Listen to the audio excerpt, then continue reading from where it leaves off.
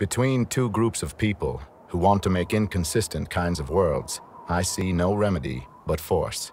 Oliver Wendell Holmes. Hello, what is up guys? It is Keegan here, and today I'm bringing you guys week 1 of the NCP against Aimel. He certainly has a team inconsistent with normal draft league teams, but before we get into that, quick shout out here. If you guys haven't subscribed to the channel yet, make sure to subscribe so you don't miss any of the battles for the first 8 weeks of the regular season and hopefully into playoffs. Now, getting into week 1 against Aimel, it has been quite a while actually since I've last played Wi-Fi Draft League. The last game I played in Wi-Fi Draft League I think was 2017. Back in the days we were playing on Sun and Moon, we were playing with land OTs on Wi-Fi, terrorizing the world. Some good days those were, but those days are behind us now, and we are here with Sword and Shield, a format I'm not entirely too familiar with, which in this matchup specifically is going to potentially be the bane of my existence. Yikes, this might be a tough one, as Aimel has certainly a team that I'm not sure what to expect. Aimel certainly has a team that I'm not exactly sure what's going to be happening, but I think nonetheless we should be prepared. I think the quality of our team will come through and we'll do well. So this is the team on screen that Aimel has. As you can see, it is weird. The challenge that he set himself was leave 69 points left over, which is kind of funny, I guess, but you know, it's going to be a big advantage for me in that my Pokemon are going to be a lot better than his just on sheer quality alone. The two main threats to look out here for are Entei and Hawlucha. Entei against Minecraft specifically is not going to be very strong, but it's, you know, Choice Band and Sacred Fire still puts a lot of pressure long term on my team. Slowbro can eat those very, very effectively over the long game, but you know, Burns is going to hurt it, and you know, Hippowdon, you know, if it gets burned, it can't really hurt Entei in response, and that, you know, can be a little bit of problem on that end there. You know, it's a good way to, you know, take advantage of some of my Pokemon like Cinderace, for example. Hawlucha is another Pokemon that's just a really good way to sweep teams. It's got a lot of good capability to do that with Sword Stance. It does not here have like a Tapu Koko, for example, to, you know, use one of the seeds, I think they're called, to pop it up. I should know that. I played a lot of Koko Lucha in my day, but it's not got that option on this team. But definitely still, you know, a big threat on the team. And the rest of the Pokemon are just kind of there, to be honest. I don't know what to say. Like, what commentary do I want to give on that? Shuckle one is interesting though, in the team that we will be bringing. Shuckle potentially could be very, very good against me, as I don't actually have hazard removal on the team that I'm bringing. You'll see my thought into how I built this team and how I went about this matchup in the team builder, but definitely Shuckle's Pokemon that can be a little bit of a problem in just its presence and how it's deployed. But I don't think he's likely to bring it, to be honest, even though it's one of his actually only good Pokemon on his team. I think the fact that, you know, Taunt is so ever-present on my team, and it's so easy for me to remove hazards without being punished, and I can just run heavy-duty boots on all of the offensive threats on my team anyway, I don't think Sticky Web's going to be a big deal for him, even though that Hawlucha would benefit from them. But so I don't know how I feel about that one off the top of my head, but that's where I'm going with my mindset right now so far. So let's get into my first Wi-Fi battle ever since 2017. It's been a joy to get here. I'm sure, you know, you guys who battle on land have known what the experience is like on that at times, but let's get right into the team builder. Alright, let's get into the team that we built for this week. Now, we're playing Aimel, as you saw, and you saw his team, and it is interesting to say the least, as you guys got to say. And it's one of those things where it's really hard to devise a reasonable game plan to beat a team like this, because you don't really know what's gonna happen throughout the majority of the games. You're assuming you're gonna get trolled in some sense with what they're bringing. The strategies just aren't gonna, you know, really line up with normal draft league teams that you expect to see on a game-to-game basis. So I built in mind with that, and the game plan basically that I'm setting out to I guess execute on here is the fact that my quality of Pokemon is going to be better than Aimel's at all stages of the game. I need to make sure that I have all of the offensive pressure. If I have all the offensive pressure and, you know, I'm always the one clicking the attacks, forcing the switch-ins, then I'm going to win more often than not as a result. because my Pokemon are just going to be stronger. They're going to be able to break through his defensive walls. They're going to be able to prevent him from setting up his own. And that's kind of the approach that I'm going with in this game. And you're going to see how we're going to do that here. So let's get into the team here. And you can see here we've got a little bit of an interesting one here. As you can see here, I've named them all after players on the Lino team. Tete just signed. I'm not Portuguese, so don't come after me too much here for that. But let's go over the team that we have here. So the big threat here, and the big one that's going to do a lot of damage here, is Dracozolt. We're going with Life Orb Dracozolt, and we're basically going max attack. You know, as you can see the EV spread on screen, there's, you know, we've got enough speed, but with the Sand Rush, the only really fast threat that Aimel has is going to be Hawlucha, and Scarf Hawlucha gets outsped by basically most Dracozolts in the sand anyway. Oh man, give me a second, let me move my webcam. Alright, I did not realize the webcam was going to block out the moves, but we're going with Life Orb, and we're just going to go 4 attacks here. Earthquake, Dragon Claw, Bolt, Beak, and Fire Fang. Basically cover everything that you need to, honestly, in this matchup. Maybe you could have gone, I could have gone Mixed Special and used Flamethrower or Fire Blast. But realistically, that move's never going to be clicked anyway. We're just going to click Bolt Beak a million times. There's stuff like Wishcash that can come in and take these hits. Maybe even Lilligant and stuff like that. But Dragon Claw will do a million damage still.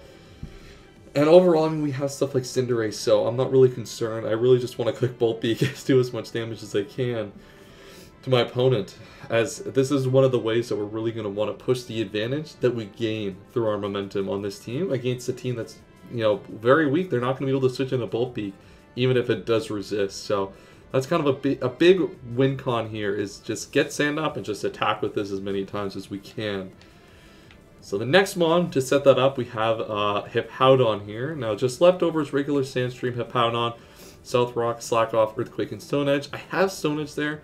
The first 3 moves are really all that matters. Stone Edge is there just in case a situation comes up where I need to actually do damage, maybe break a sub on something like, I'm trying to think of what I would break a sub on, like a Grass type. That wouldn't make sense. I mean, it's just a 4th attacking slot here. It could have been Toxic, but I think stuff like Stone Edge is going to end up doing more damage in the long run anyway. And I guess I'm thinking here for Hawlucha mainly. Actually, now that I think, a lot of this team is built with Hawlucha and Entei in mind. We're going to get to Entei in a minute here. But Hawlucha, you do need a way to actually attack it at some point with Hippowdon. You can just sit there, South Rock, Slack Off, Earthquake. If he has Substitute, that becomes an immediate issue. Then I have to go into Slowbro, take a lot of damage off of Swords Dance. You know, potentially X Scissor likely comes out, and I need to actually be able to attack and deal damage.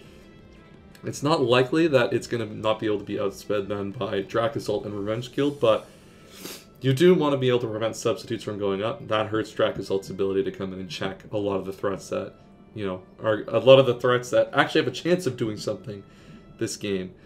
Now, we're going to go here first into the Slowbro. Now, the reason we're going into Slowbro here before we go into the Torn T is Entei is the biggest attacking threat on Aimel's team.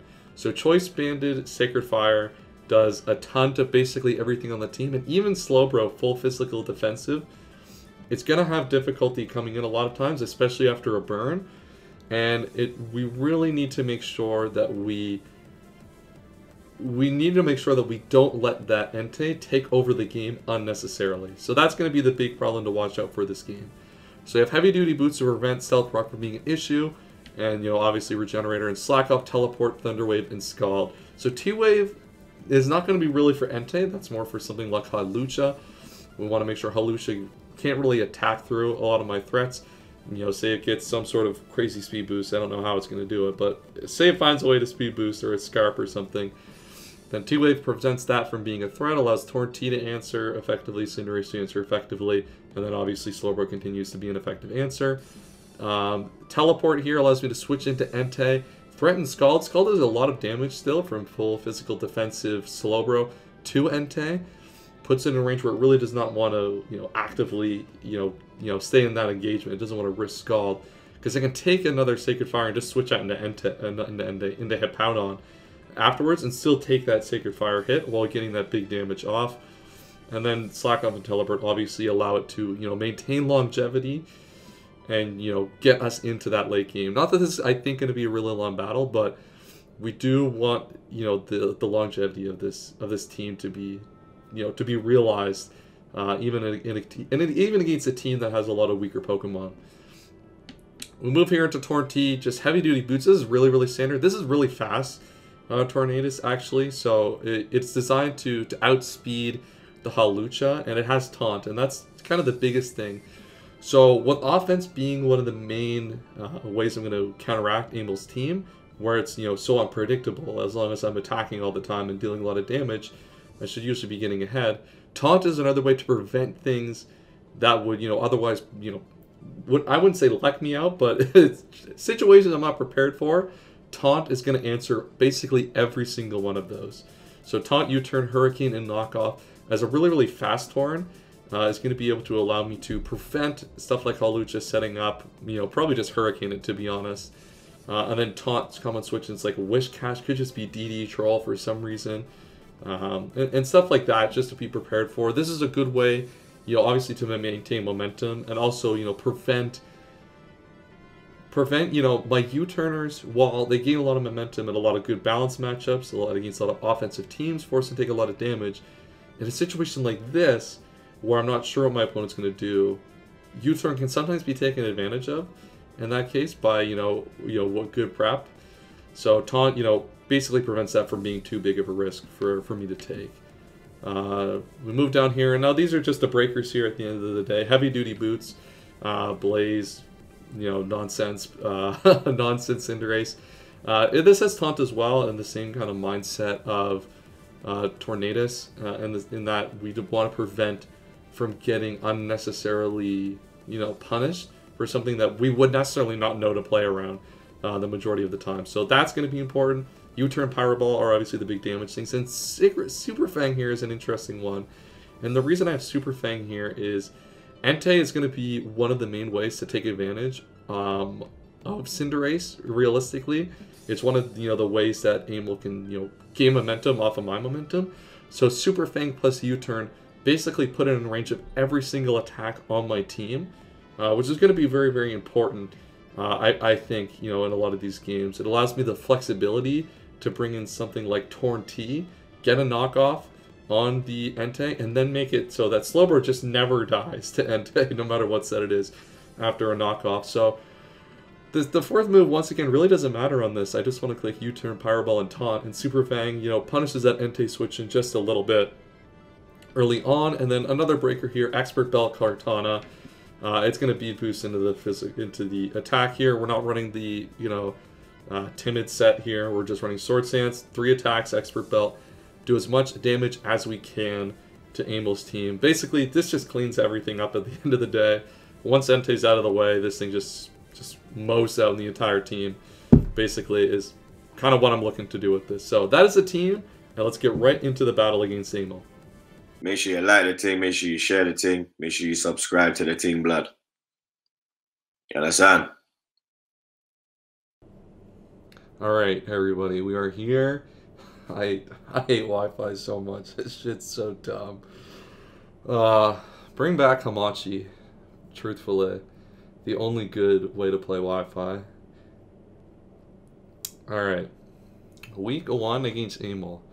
I'm playing through Live today because I can't figure out how to get land to work, to be honest. Which, I mean, is nice because I get to just write a bunch of stuff down and manage it that way, which is kind of cool. But, which is, it's fun. And so for today's battle, since that I have to communicate all of my moves to Live while doing commentary.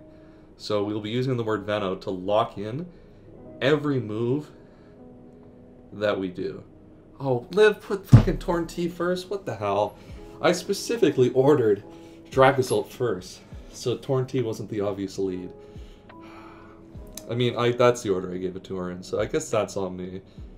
We're going to lock in Torn T first, but we're going to wait until 20 seconds to lock in the team, to make it think like we actually thought about this. Alright, what's the team? Entei, Drake. Oh, no. No, Shackle. Easy. Easiest game of my life. So Entei, Drapion, Hawlucha, Lilligant, Dedenne, and Wish Cash. It's going to be Dragon Dance Wish Cash 1,000,000%. There's no way that shit's not Dragon Dance. There's no other, there's no other meme set that's possible. Entei probably CB or some sort of Calm Mind set of some sort. If it's a troll set, Drapion gets answered pretty effectively everything else. So there's no Sticky Web, which is really the only realistic threat. You can hit done now, we're good to go. Which is really the only realistic threat to my team in terms of like actually hindering my offense. So I think we're good to go with that. Let's see what Aimel leads with. I think it's default automatically U-turn no matter what is click. Whatever comes in here. Lilligant? Oh, that's free. It's too easy sometimes to get these predictions right. Alright, so let's think. Is there a reason to do anything besides U-turn? So what's on the team? I should have wrote that down. That would have helped. So Entei, Drapion. Oh, you can actually look for it. Hawlucha, Lilligant, Dedenne, and yeah. So we're just gonna U-turn here. That'll be the locked-in move, and just get out of here because there's. It's either some troll, like this is gonna be some just lead, like weakness policy, something cringe like that, or just gonna U-turn out. So Dedenne, I hate this game. Why is there Dedenne on my screen? So not very effective. It comes back to me, and now we just bring in, I think Hippowdon is the likely play. So let's think this through. I could bring in Cinderace, but I don't know if I really want to do that yet. And bring that in. I think I'm just gonna go. Yeah, we're gonna lock in Hippowdon right now, and I think we're just gonna try to set up Stealth Rocks here. I'm curious if it stays in or what it'll do. But I can basically answer, I assume, anything that this wants to try to do in front of me. And I get sand up, and I force sand pressure, which is pretty important here. Early on, I force extra damage on this. So the realistic next thing that comes in here is a Lilligant. Now, Lilligant proved to be scared against the Torn-T, so I'm fine Stealth Rocking here, allowing Lilligant to come in and going straight into Tornadus T, and that's going to be the play. So I'll lock in Stealth Rock here. I have to manage my timer. I've already wasted a minute on the first two. That thing's fucking faster. I mean, I guess Hippowdon's pretty slow. I thought this thing was just terrible. Alright, I guess it's faster. That's cool, I guess. So we get rocks up. Wishcash comes in. So this is where it's going to Dragon Dance on me, which is fine. So it waterfalls. So we're just going to go into Slowbro here. Slowbro is just the best answer to Dragon Dance Wishcash that I have on my team at this point in time. Does this thing get... I should actually know the abilities of this Pokemon. If I lose here, I'm just going to be so sad. Wishcash. Bro, this isn't Shonen where you could just hit DT and it would be fine. Yeah, Hydration, okay. Yeah, we're just going to go Slowbro here. Oh, the double? Alright, we're just going to Torn-T here. So it's not Dragon Dance or anything like that. So it looks like Aimel's going to try to get advantage in this game. I think that looked like heavy duty boots there on the Lilligant there. Oh, shiny Slowbro. This thing's gross. This is like one of my least favorite shinies. So let's see. We can go into... So just... Oh, it's leftovers. Okay. Alright, so let's just go into Torn-T here. Let's save timer as quickly as possible. Let's not lose any timer here. And I expect a U-turn, or I expect some sort of just switch here. There's no reason for Aimel not to.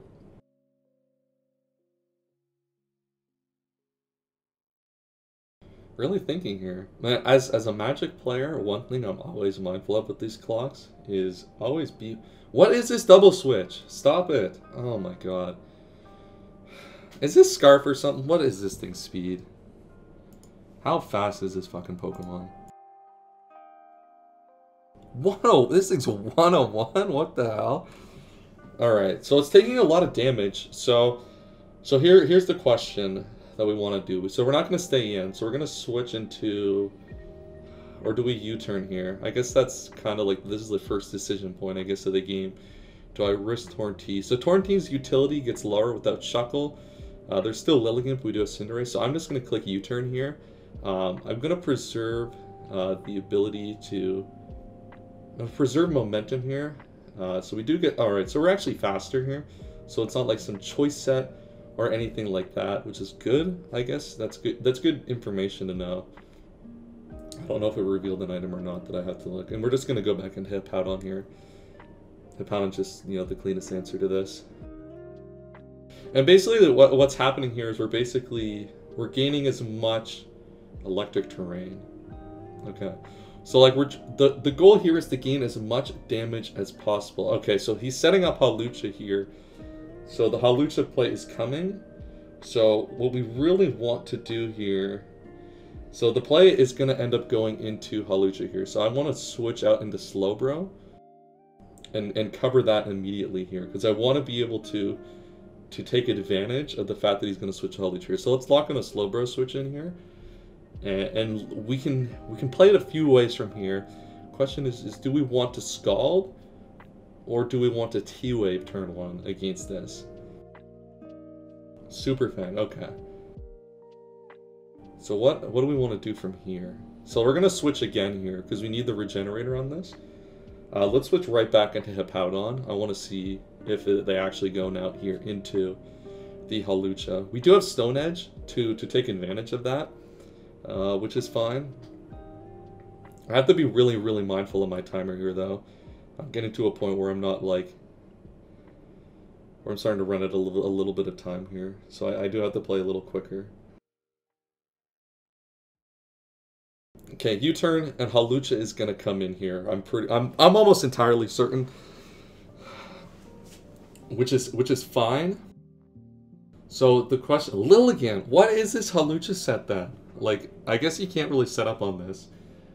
So they're taking Sandstorm. We're just gonna go straight to Tornadus. Let's not waste any time on this turn. Let's take as little of the timer as we can. Speed run this. I could get aggressive and go Cinderace here, but Tornadus is just gonna be the safest play 100% of the time. Because I mean, while it sounds cringe, a lot of this now is gonna be timer management. Because while my team is, you know, really good, I now want to start knocking off at this point and start actually Quiver Dance. Okay. So I'm assuming I can't actually... I'm assuming I'm not going to die to anything this thing has off the bat. So let's... I guess the question here is, do I want to... I feel like we just want a Hurricane here immediately. Oh wait, we can't Hurricane because we're in the sand. So they're gonna go for either another Quiver Dance here to attack. We can knock, or we can U-turn. This is kind of problematic here. I actually have to manage this. I could get aggressive. All right, we're gonna U-turn here, and we're gonna see what happens. Nature Power. That's fine. Because I can... Fuck! That kills? Jesus Christ, that thing's strong. Holy fuck! Jesus Christ. What a Pokemon. That's fine, though. This is one of the members of my team that I considered the most expendable. We can go into Dracozolt here now, though. Dracozolt with Fire Fang and the combination of Dragon Claw will threaten this out. I'm just gonna calc this just to... Oh, this is... Yeah, so Dragon Claw is gonna kill from this range. So we can just click Dragon Claw here. Against most sets, it's gonna deal enough damage, and yeah, it's gonna be threatened out here. And so Wishcast is gonna take a shit ton here, though. And this is probably where the Dragon Dance is gonna come in. Okay, so it's just Rocky Helm. What the hell, man? Oh my god, let's just go here into... let's go to Pokemon here. We're gonna want to switch out of this situation. And we're gonna go into Slowbro here. Slowbro just manages the typing and we can teleport off of this. So Lilligant, now as a threat, we know can easily be managed by Dracozolt as a check. Which is good to know. And we're still setting up pretty nicely, I think, into the later game. Earthquake we can take very, very effectively. And now we can just... The sand has subsided, so we're gonna Let's see, what is the switch in? What comes in to threaten this? Lilligant. So Lilligant is the punish here from Aimel most of the time. So let's actually...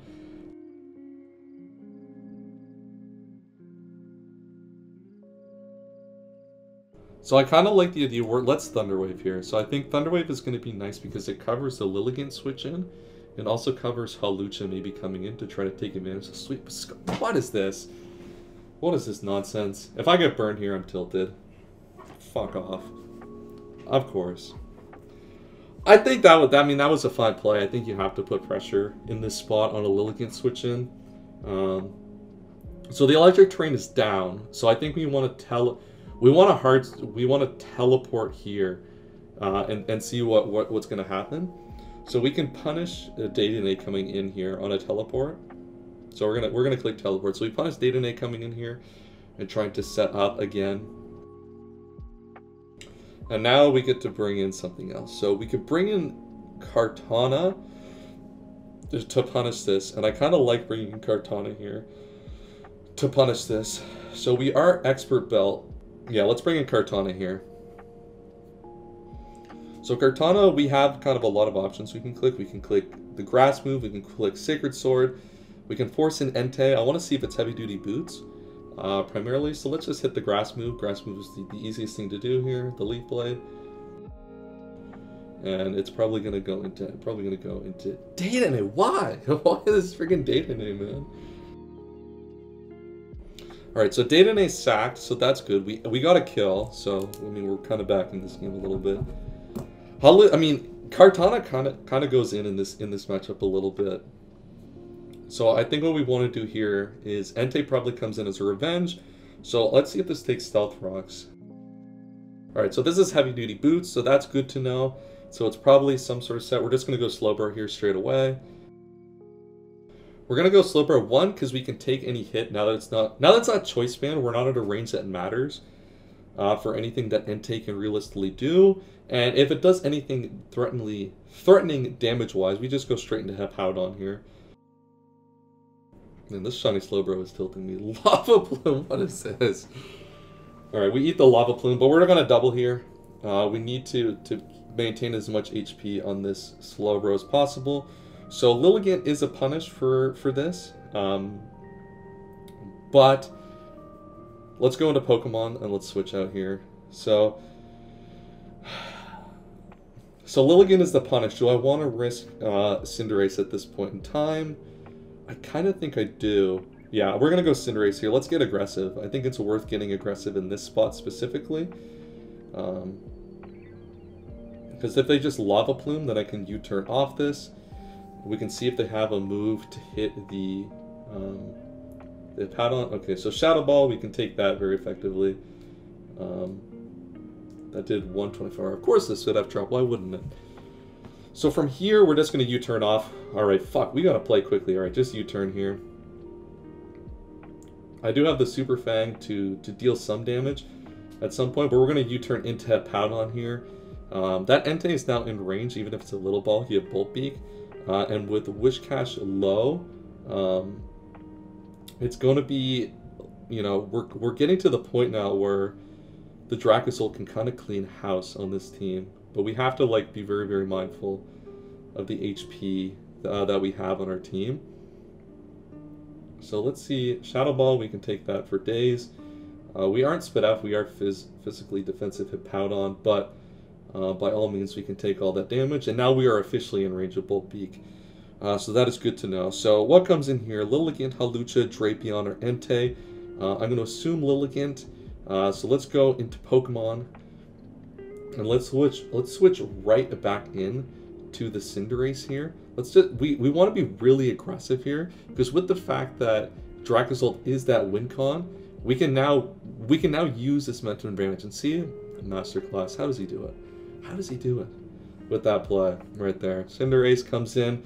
And now the question is, at this point, do we want a Super Fang or do we want a U-turn? So there is no excuse to stay in here from Aimel's perspective. So the question is it Entei that comes in or is it Wishcash? And I think I want to punish specifically the Wishcash, which means I want to U-turn here and bring Kartana back in. Super Fang, you know, would punish the Entei, but let's lock in U-turn here. And I think that punishes, you know, specifically that Wishcraft switch in, because we get to bring Kartana back in, and we get to do a little bit more damage. So from here, the question is, oh, that did a shit ton. All right, let's go. So the question is here, I want to calc this quickly. I should have time. So we're going to go Kartana here. So Sacred Sword actually does like a lot of damage here. So Sacred Sword should kill here. So we're just going to click Sacred Sword. Wait, hold on. That's fine, actually. Yes, it's going to switch out anyway. I was going to say, it doesn't actually kill. I added life forward. Oh my god, how does he do it?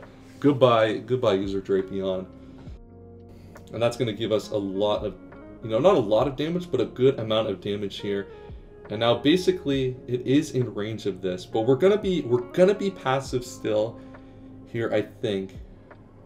I kind of want to just attack this again. The Drapion here. Yeah, let's just Smart Strike the Drapion, actually. Yeah, let's just click Smart Strike here and get the kill. Alright, well, I didn't run that calc correctly. I assumed it would do a little bit more damage, but the Sandstorm subsides. So now we're going to click Sacred Sword here just to cover the bases of that switching into Entei here. Just want to prevent that from happening and causing any problems. And now we really need to speed up here. This is getting to be a little dicey. But like, we're dropping Pokemon left and right here. And Dracozolt is basically, you know, done everything it needs to do to be the win con here. We do have another Beast Boost. We kind of are going ham here. And I think we're okay to sack this up now, given the damage that we've done. So let's just click Smart Strike. You know, and punish like a Swords Dance here. Let's not allow Hawlucha to do anything. Oh my god, how does he do it? Yeah, let's punish Hawlucha trying to gain momentum. And now this just picks up another kill, basically, at this point. Entei can come in here and be a problem, but now, and Wishcast comes in, and Wishcast is just going to die to this. Alright, another kill for Kartana. Kartana's pulling up. Shit, go on had a lot, you know, Go on was right. This mon is kind of the truth. Let's see what comes in. Entei can't really come in at this point. It would take a lot of damage and then be in threat of basically everything on my team. Hawlucha comes in and is probably just going to attack me, to be honest. At this point, I think we just want to go into Hippowdon here. Yeah, let's go into Hippowdon here and get that sand up. We can sack it, you know, sack something later. The fact that they don't have terrain now to take advantage of this is going to be good. We have Stone Edge to deal with any substitute shenanigans. And basically, you know, at this point we can just go into Dracozolt now. Sack a Pokemon, go Dracozolt, and just start clicking moves. A Drain Punch here. Maybe this was, yeah, no, that would have, you know, definitely killed. So the question here is, how do we want to approach this now? Lilligant probably comes in. So it's probably going to be a U-turn from this position. So let's just Stone Edge on this here quickly. Let's just Stone Edge. Protect against the substitute. Deal some damage to the Lilligant as it comes in. And that does a lot of damage. So now it's going to get buffeted by the Sandstorm. So let's make a switch here, and we're just going to go hard into Cinderace. It's just the safest play here to keep the momentum that we have up. And then we can U-turn on this. So it's definitely going to try... it's definitely going to try to Quiver Dance here. But it shouldn't be able to use Giga Drain to punish that. And then I can bring in the, what is it called? The Dracozolt and just Bolt Beak everything. Everything here now just dies to Bolt Beak. So that's good. That does, you know, Giga Drain does a lot of damage here, but that's fine. And now we can just U-turn off of this. Off the Lilligant here. Either the Hawlucha comes in, the Entei comes in. So let's just click U-turn. And the Lilligant is being withdrawn. So Hawlucha comes in, okay. Well, we're definitely still going to bring Dracozolt in here. So the question is now, is this electric therian? It doesn't matter. It's just gonna die to Bolt Beak. So we're just gonna click Bolt Beak 3 times, and that should be enough to get the job done on this game. And let's just click Bolt Beak. Super effective here. It will do enough damage to Lilligant, pushes Entei. Close combat. Oh, it's faster. It's Choice Scarf. Okay, that makes a lot more sense. I guess Choice Scarf didn't immediately click into my head because of the electric terrain. So that, you know, was not expected entirely. Oh, this might die now. So the sandstorm has subsided. That's actually kind of good for me. Because now I can bring this in versus the Entei. The Entei probably comes in here. Or the Lilligant comes in here. Okay, that kind of changes things a little bit now that it's Scarfed. And it dealt all that damage. So we know it's Heavy Duty Boots Entei and it's special. So Hippowdon isn't really threatened by it. Lilligant comes in. So here's the question. If Lilligant comes in, do we just attack it? Is that the play? I think it is the play to just attack it. One of Aimel's win conditions here is going to be to Quiver Dance in front of it on a switch in, or on a switch. Entei comes in here. Okay, so we're just going to go... So with Entei here, we are fast, not faster. So we're just going to go straight into Hippowdon here. Is the safest thing to do. We could have gone into Slowbro there, but I think this play is fine because we can still bring in the Cinderace at any time, and we want the sand up here because we want that one last attack with Dracozolt in this game. Because Kartana after that can definitely do enough damage. Extreme Speed, see, there you go. I knew my boomer reaction time had something in the back of my mind. So Extreme Speed, Shadow Ball, all that. So we're gonna Stone Edge again to protect against the Lilligant switch in here. Prevent that from coming in and taking advantage of this Hippowdon. Obviously still gonna do a shit ton to Entei, that's not really a problem. As you can see here, Lava Plume comes out. Holy, that does so much damage. Alright, so the question here is, do I want to go into Slowbro now, or do I want to continue to protect against that Lilligant switch in? So Entei should... so Kartana, I want to calc this real quick. So I don't think we're at really risk of time here. At this point in time. From losing this game turn-wise. So let's actually slack off here. Actually, no, let's Stone Edge. Let's Stone Edge. Yeah, let's make sure we just Stone Edge. Let's continue to protect against that Lilligant. We don't really need this thing anymore. And after the sand damage and stuff, and I mean, this thing's just going to die anyway. Fuck off, man. Oh, no, don't troll me now. Don't do this to me now. Don't fuck me, game. Don't fuck me. I actually don't think that matters. Actually, I overreacted for no reason. We're just going to Stone Edge again. Continue to protect against the Lilligant switch in. Because this thing just dies. And now Kartana comes in and it just clicks moves. And then we should be able to win the game here. It should be able to hit the Sacred Sword or whatever it's called. Kill the Entei from the range it's at. Let's see where it's at. Let me just be uber confident that it can. I guess let's just bring in Kartana here. It should be able to kill with the Sacred Sword here. And I think this should be enough. So let's just click Sacred Sword, and then we should be able to Smart Strike the Lilligant last. So click that Sacred Sword. Bruh, I certainly used my timer today. I certainly used every single minute I could have to win that game. That was too stressful. That was stressful for zero reason. What type is Lilligant again? I don't want to like click a wrong move for zero. You can tell by the way I'm talking, I never play away, it's just grass, so we can just Smart Strike this. I guess it'd rather just tell me the type chart in the thing anyway. Wow, that was stressful. Let's just Smart Strike this and get this out of here. This was stressful for Zero. This was stressful for Zero. I did not need to get this stressed about this game. But we win week 1 against Aimel and his interesting 69-point challenge team. Wow.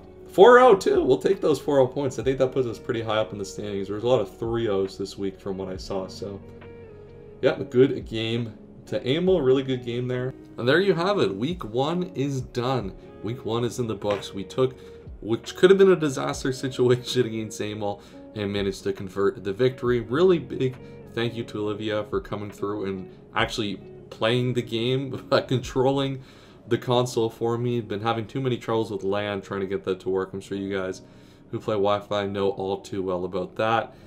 But yeah, we have a game next week against Tony, so that's going to be really exciting. Another player I'm not really too familiar with, so you know, exciting to play a new player and get back to game. And like, this was a fun week, as stressful as I did get over this game, which I think partially was influenced by LAN just not working.